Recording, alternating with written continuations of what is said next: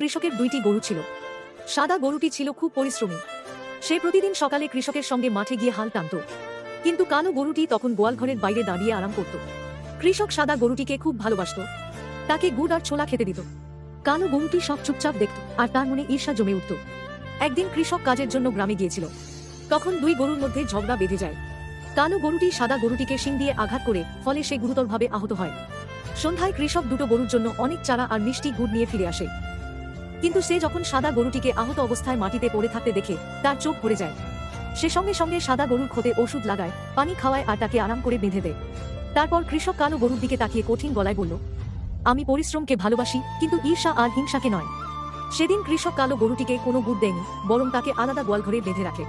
তখন কালো গরুটি নিজের ভুল বুঝতে পারে। সে বুঝে যায় পরিশ্রমেই সম্মান পায়, আর ঈর্ষান্বিত মানুষ নিজেই ক্ষতিগ্রস্ত হয়। কয়েকদিন পর সাদা গরুটি সুস্থ হয়ে ওঠে এবং আবার মাঠে কাজ শুরু করে। তা দেখে কালো গরুটি লজ্জিত হয় এবং সেও কৃষকের সঙ্গে কাজ করতে শুরু করে। ধীরে ধীরে কৃষক তাকেও ভালোবাসতে শুরু করে।